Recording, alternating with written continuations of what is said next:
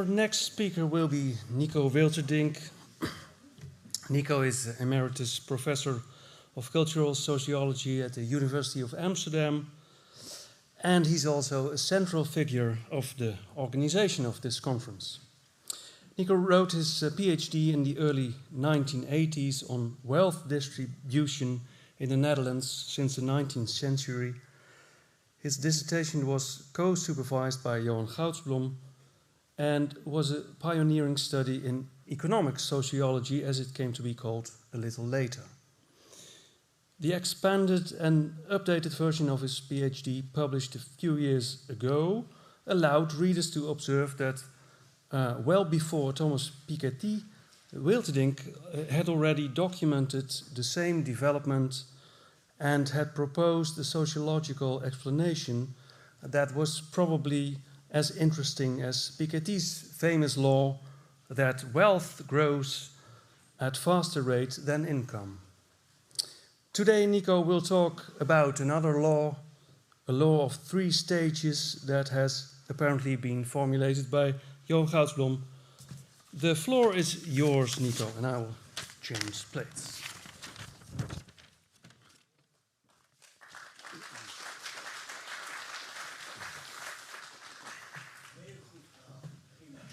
Yes, it is on the screen. Okay.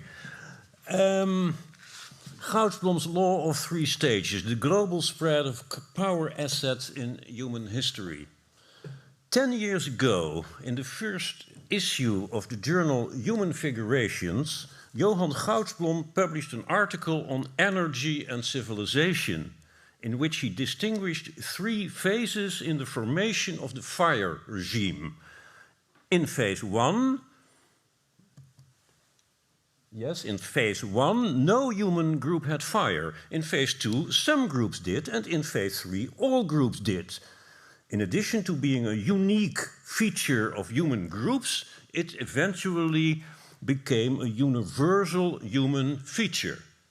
And then he continued, the same series of stages or phases was repeated in the successive formation of the next 2 major socio-ecological regimes, agrarian and industrial. At first none, then some, and eventually all human groups used the products of agrarian and subsequently industrial work. Here we have, formulated in a very short and almost offhand way, what may be called Goudsblom's law of 3 stages.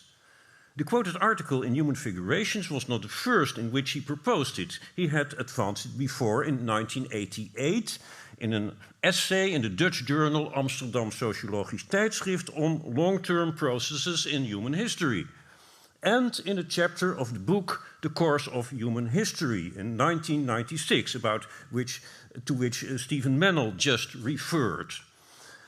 As he wrote in that chapter, the 3 stages model is not confined to the major technological and ecological transition of fire control, domestication of plants and animals, and industrialization. It also applies to, quote, a variety of other institutions, such as writing, money, cities, or metallurgy.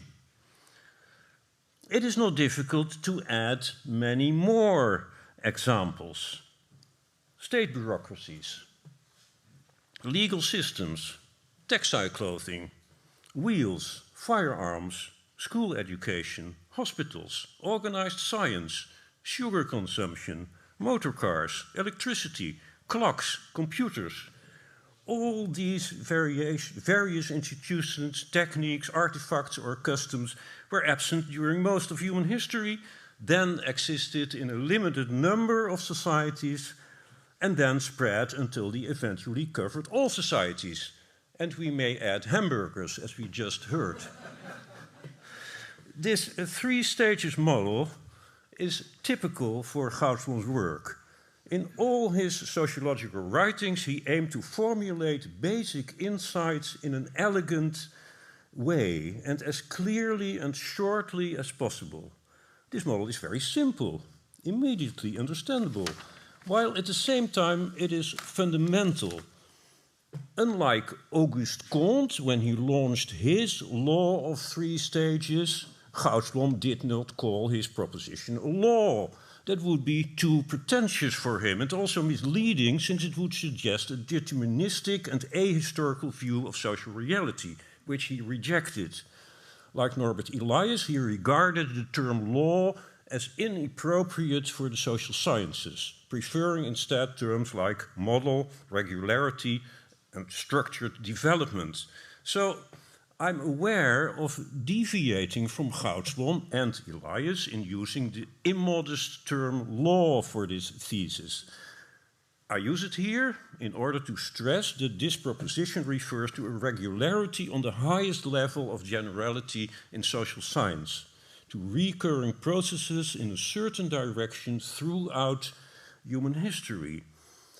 In the language of a scientific law, it could be formulated as follows. Any socio-cultural trait X that is common to all human societies at any moment in human history is the result of a preceding development over 3 stages. In the first stage, no society has X. In the second stage, some societies have X, and in the third stage, all societies have X.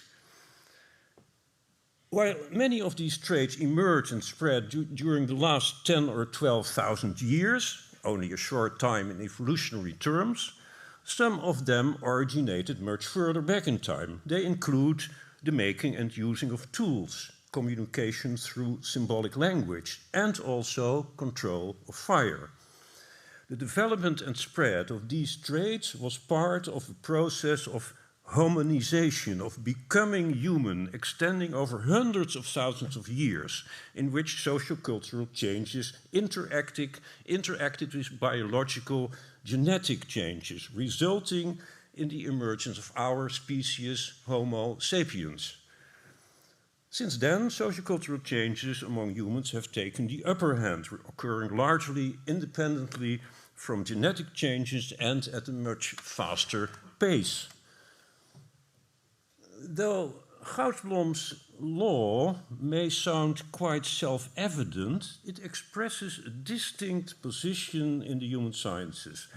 It implies that human history is structured, that it exhibits regularities, such as long-term developments in a certain direction. History is not just an irregular, chaotic sequence of actions and events, which can only be described and understood in the form of stories, as many historians still maintain. Rejecting this position of narrativism, Goudsblom places himself in the tradition of social developmentalism or evolutionism, represented in the 19th century by such diverse thinkers as Auguste Comte, Karl Marx, and Herbert Spencer. Unlike the social evolutionists of the 19th century, however, Goudsblom did not assume that human history follows a predetermined path toward a predictable end stage. In line with Elias, he tried to do justice to the vagaries and variations of human history, while at the same time seeking formulas to clarify and explain overall regularities. In his own words, he aimed to synthesize chronology, the sequential description of historical facts, and phaseology, the distinction of phases or stages that show the logic in long-term social processes. In his model of 3 stages, the transition from the first to the second stage, from no societies have X to some societies have trait X, is largely unpredictable. On the other hand, the transition from the second to the third stage, from some to all societies have that trait, is structured, referring to a process with a high degree of predictability. Thus, the transition from gathering and hunting to cultivating plants and keeping animals, that started around 11,000 years ago, was not the result of any regular social dynamic. It depended on specific ecological, demographic, and sociocultural conditions, such as, most basically, global warming and climate fluctuations after the last ice age. But once this transition had begun in some regions of the world, a process of agrarianization with huge social consequences took off, which extended in the course of time to more and more societies, larger and larger areas, and growing proportions of the world population. The process continued until the present time, in which the last remaining groups of hunter-gatherers are about to disappear. Something similar can be said about the rise and extension of mechanical industry. Its start in England in the late 18th century depended on a conjuncture of specific socio-cultural and ecological conditions, among them the abundant availability of coal. But once industrialization had begun, its scope and global impact grew precipitously, until, as we can say for the present age, the whole world population is in some way dependent on industrial production. Goudsblom's model also differs from classical social evolutionism in its rejection of the idea that all human societies sooner or later go through the same stages of development.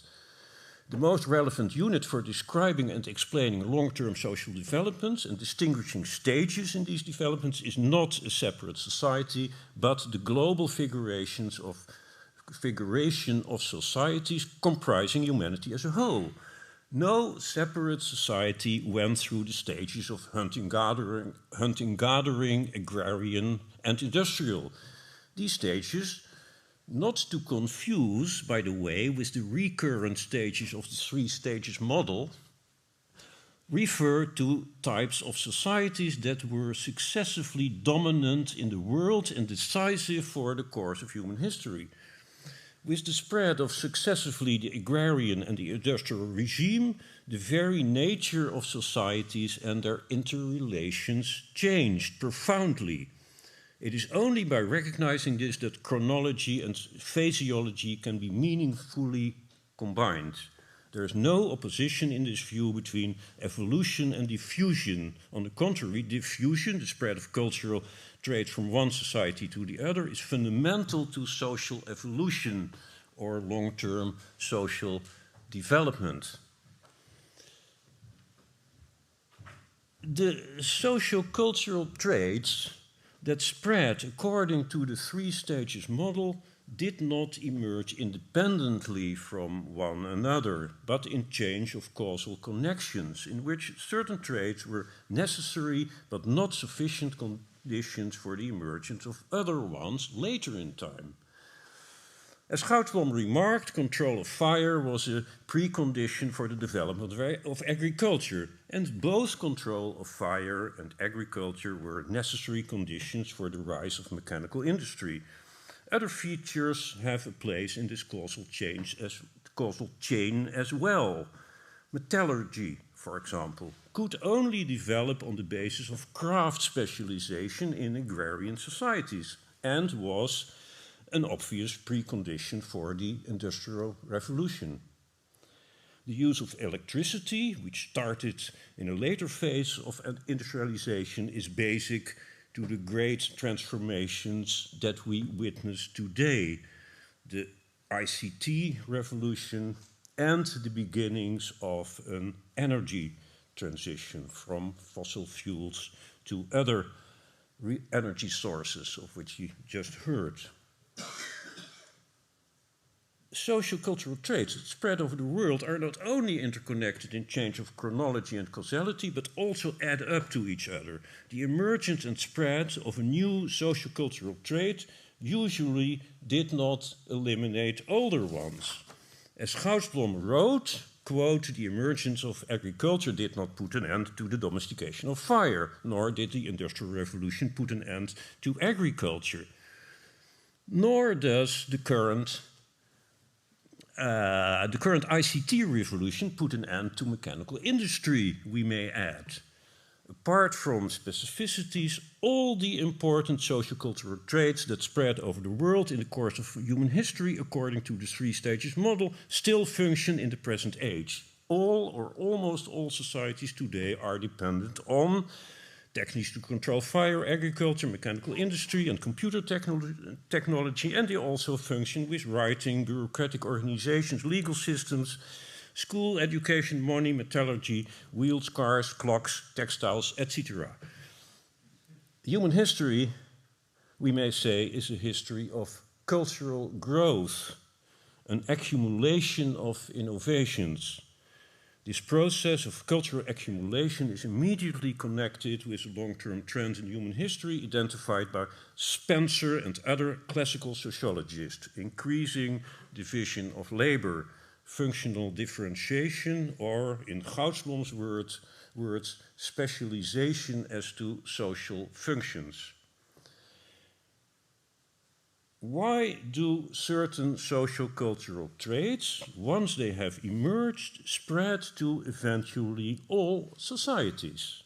What explains, in other words, the apparently inevitable, unstoppable development from the second to the third stage?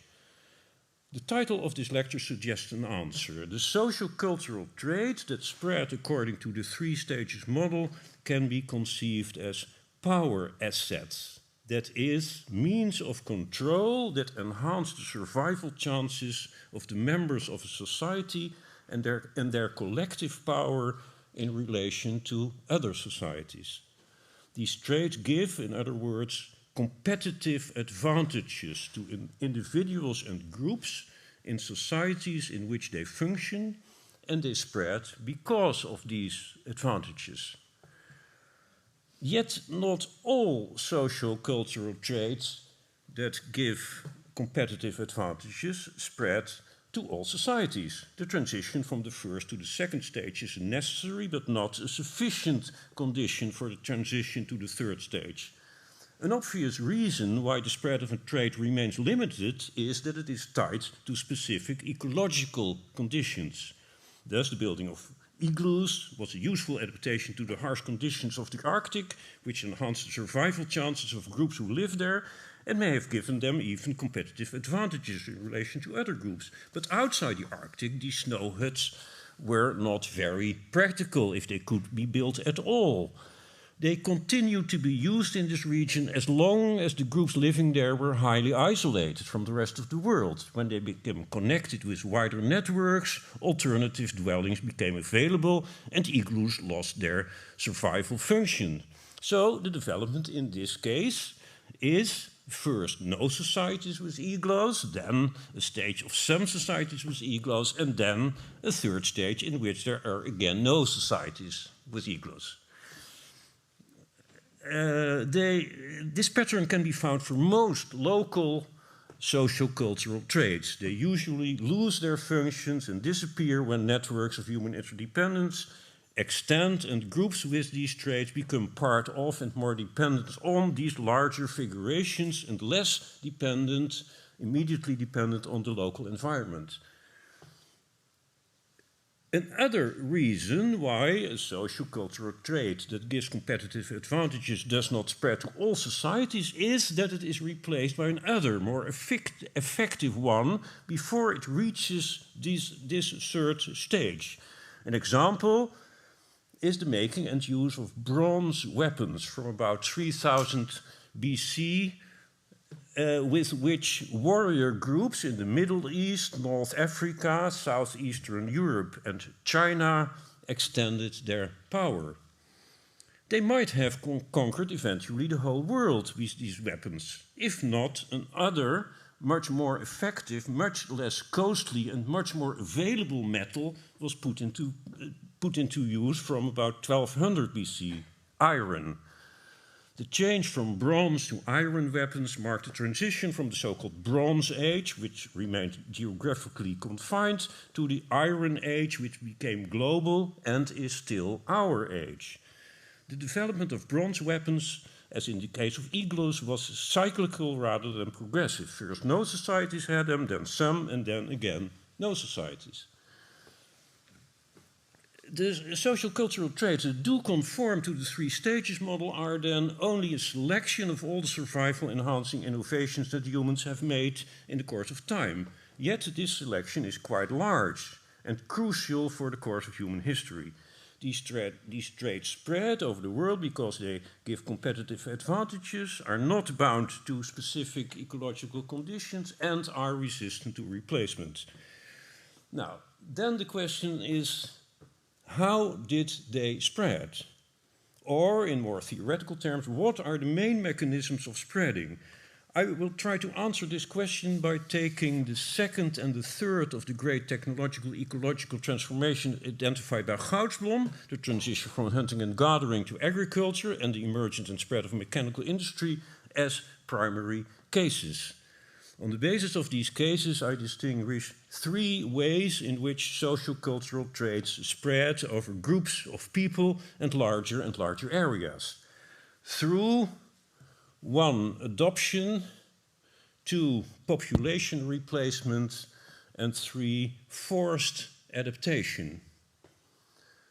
The first, most obvious way of spreading is through adoption, emulation. People adopt a trait from other people with whom they have contact because they recognize the advantages that it entails.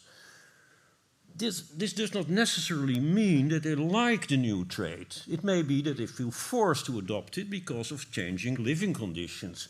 It is now widely assumed among historians and anthropologists that hunter-gatherers who went over to agriculture did so out of necessity rather than preference. Food scarcity, population pressure, and/or threats from groups of agriculturalists forced them to give up their old ways and make the transition to farming, which brought stricter social regulation, a heavier workload, and new health risks.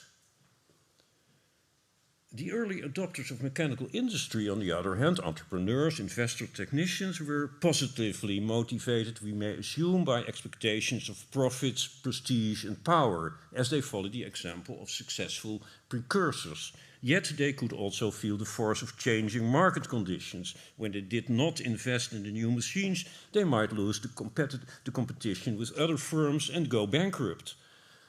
Important for the spread of mechanical industry were also political power holders and government officials who took efforts to stimulate industrialization in their own country because they regarded it as a condition for national power in the competition with other rivaling states.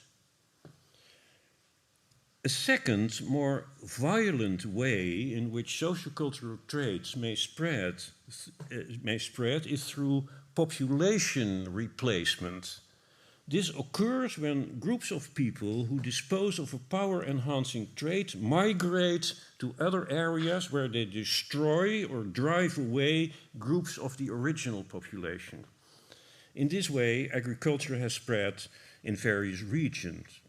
At the root of these collective migrations was population growth, which was in general much higher among agriculturalists than among hunter-gatherers, leading to land scarcity. In successive waves of invasion, agriculture thus spread from Asia to Europe. It is not quite clear to what extent farmers' groups replaced groups of hunter-gatherers by annihilating them or pushing them out or mixed with them or induced them to adopt agriculture. Yet research has established that migration has been crucial in the spread of agriculture throughout the continent. The invading farmers were much more powerful than foraging bands because they were in greater numbers, cooperated in larger groups, and disposed of more effective means of violence. Similar processes of extension of agriculture took place in other regions, such as Southeast Asia. A more recent wave of this kind took place after Columbus's voyage to America, when Europeans conquered the continent and settled there to cultivate vast areas of land at the coast of native groups. A third way in which sociocultural traits spread is through what I call forced adoption. Forced adaptation. This occurs when a new trait or cluster of traits has such a powerful impact that more and more people over larger areas have to adapt to it and become dependent on it. Mechanical industry is a prime example. Its impact in different areas of the world increased not only because of the growth of industrial employment, but also because people became related to it in various other ways. For example, as suppliers, traders, deliverers of various services, or taxpayers, and as consumers of industrial products. Industrializing state societies in the 19th and 20th century forced people in other societies to adapt to the requirements of industrialization by extending and intensifying colonial rule or dictating the conditions for trade and investment. So-called non-industrial societies became thus part of a global industrial system with an international division of labor in which they functioned as suppliers of raw materials and sales areas for industrial products. Now, my thesis is that all socio-cultural traits that went from the second to the third stage, from some to all society, spread through adoption, population replacement, or forced adaptation, or a combination of these three mechanisms. It would be tempting to illustrate this with more examples, but I just have not time for that. So, in the very last part of this lecture, I will say a few things on recent and current developments that can be related to the three stages model. The first thing to be noted is the enormous acceleration of the pace with which new sociocultural traits spread over the world. While it took more than 10,000 years for the agrarian regime to cover all human societies, the industrial regime needed less than 200 years to penetrate into the remotest part of the world. And for the past few decades, we may speak of an acceleration of the acceleration under the impact of what is called the ICT, computer or digital revolution.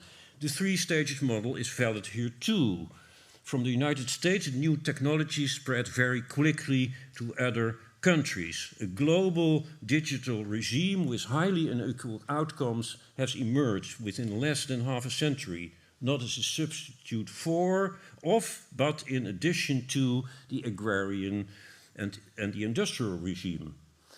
As the label World Wide Web indicates, digitalization stimulated hopes for global cooperation that would make state borders irrelevant. Actual developments have been very different, as we realize now every day. Like industrialization in the 19th century, computerization has become a focus of competition between powerful rivaling states. Huge investments in the development of artificial intelligence are made by different great states. And a pernicious new arms race is going on now, a race for weapons of attack and defense in so-called cyber wars. Well, another momentous transformation is the one about which Frans Cyrus just spoke, the transition from burning fossil fuels to the exploitation of other energy sources. And as he explained, this is an urgent necessity for preventing or at least mitigating disastrous climate change. However, this transition cannot, does not, and will not take place according to the logic of the three stages model. The first steps that have been taken until now are not located in one or a few particular territorially defined human society, but rest on communication and cooperation between numerous scientists, technicians, entrepreneurs, investors, politicians, in various places spread over the world. And further moves in this direction will not take the course of a spread from some to more and eventually all societies. The actually and expected energy transition in some does not conform to the model of three stages. And this can be interpreted as reflecting process of ongoing globalization, in spite of all resistance, of extension and intensification of worldwide interdependencies, which make it increasingly problematic to conceive humanity as being made up of different territorially bounded societies. To the extent that humanity is developing in this direction of a world society, Goudsblom's law. Yes, Goudsblom's law of 3 stages loses validity.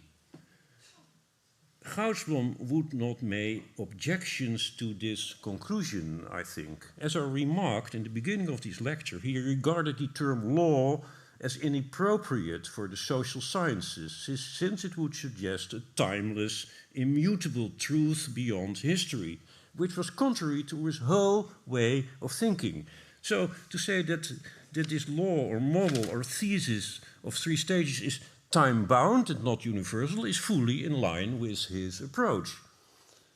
I am happy to say that I share this approach, which I learned primarily from him.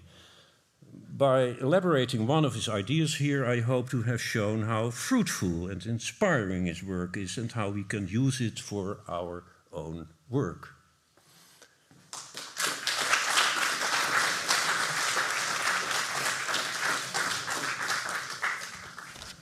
Thank you, Nico. For good reasons, we have a little less time for questions, but... Well, anyone? I was in time, wasn't it? Wasn't I? Almost. Okay. But we didn't want to miss this conclusion. Oh, okay. Yeah. Other people. Nou, dat is wel gek. Sorry. Yeah. Thank you, Professor Wilterdink, for your remarks. My question is, doesn't Goudsblom's law of 3 stages silently presupposes the ongoing global occupation of one dominant culture, having exterminated all independent small cultures? Should I repeat my question, maybe? Doesn't Goudsblom's law of 3 stages silently presupposes the global occupation and the ongoing global occupation of one dominant culture, having exterminated all small independent cultures? One dominant culture? Yes. No, you cannot say that. It's not. No, I mean it's not. You suggest now that Western culture would conquer the world, but of course, I mean in human history, at a certain moment in time, Western Europe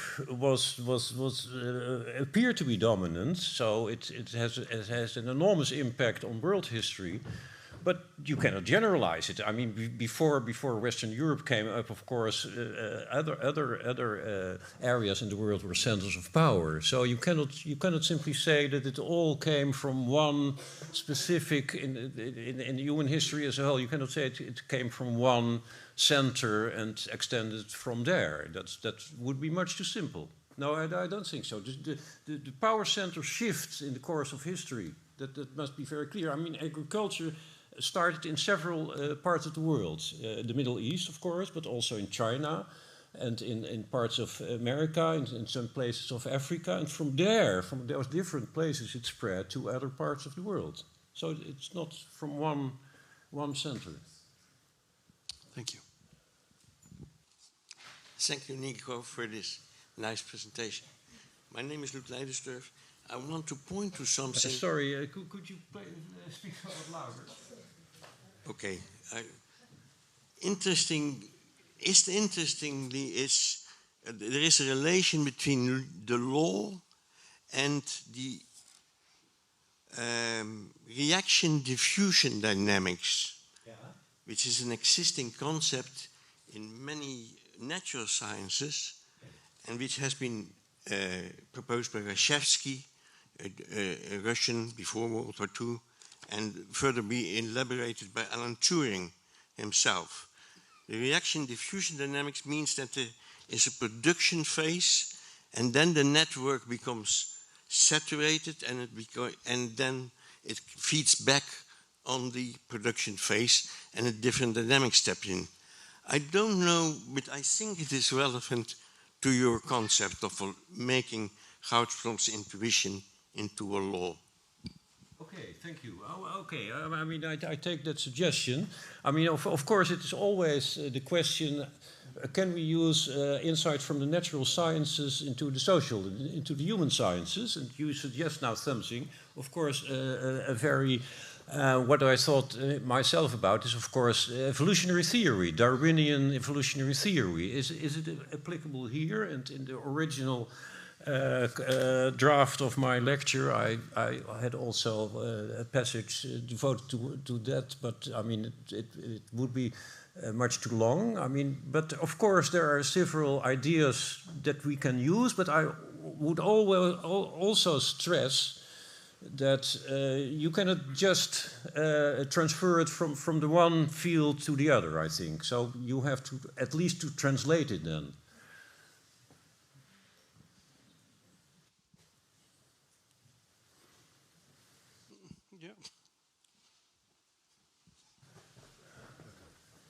Nico, my compliments with your exciting and excited lecture, which I found very inspiring, but I have a criticism to make.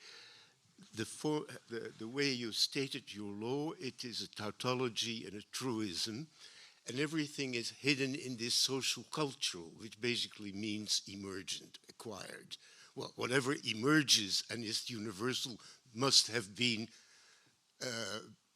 in one place before and then extended. So it's a tautology. Yeah.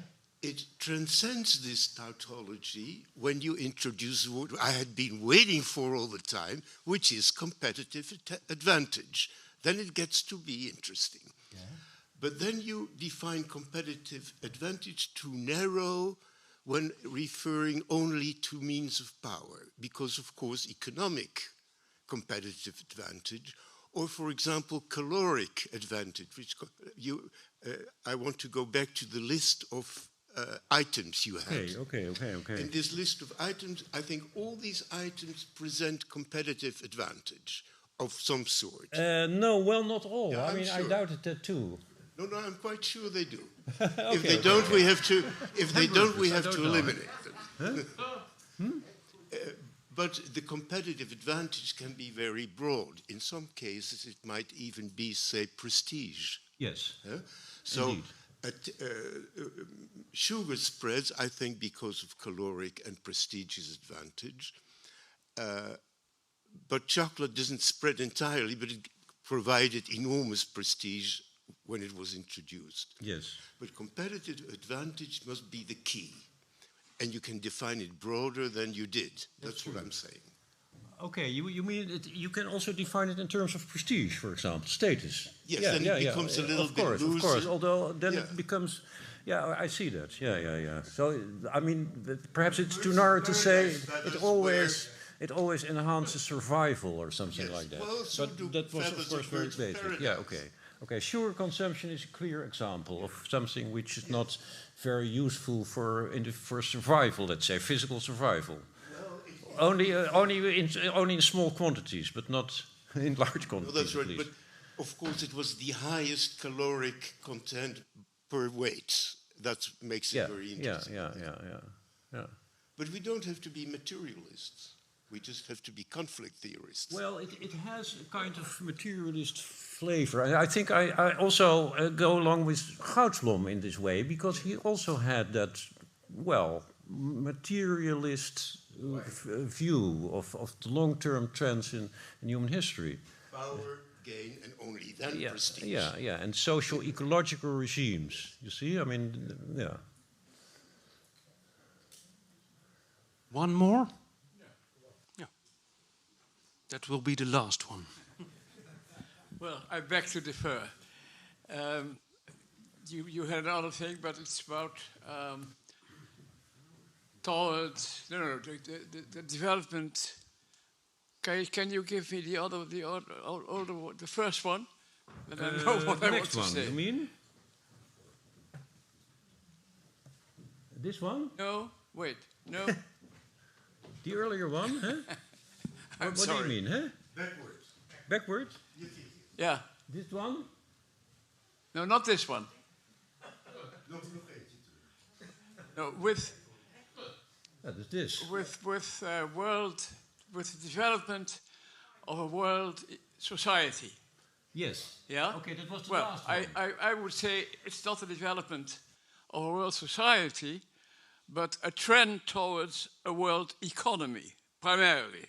Okay. That's more important, because it's not certain that we are on the road towards world society because of the enormous development of nationalism.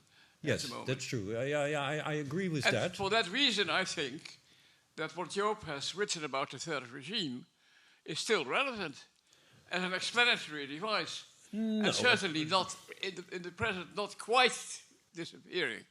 No, but I think I agree. I mean, about the transition to the let's say in the energy transition, we can say, well, it just begun. So we are not sure how it will proceed in the future. We hope, of course, but I mean, it's not sure. What about if you talk about the digital regime? I think we now live indeed in a kind of global digital regime, which is perhaps comparable to the industrial regime. But of course, you can discuss that.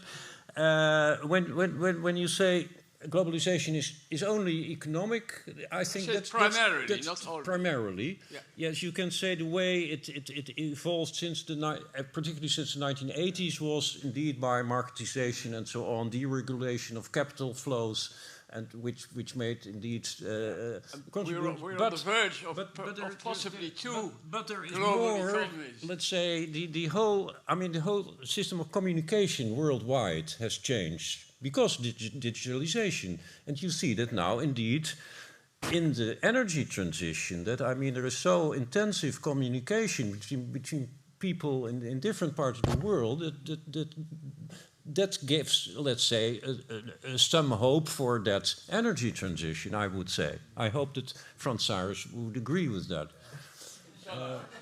I don't know, but...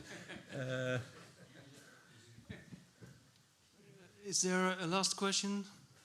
Because we already were in our break, but... Cas, you have a question? Well, yes, the word validity.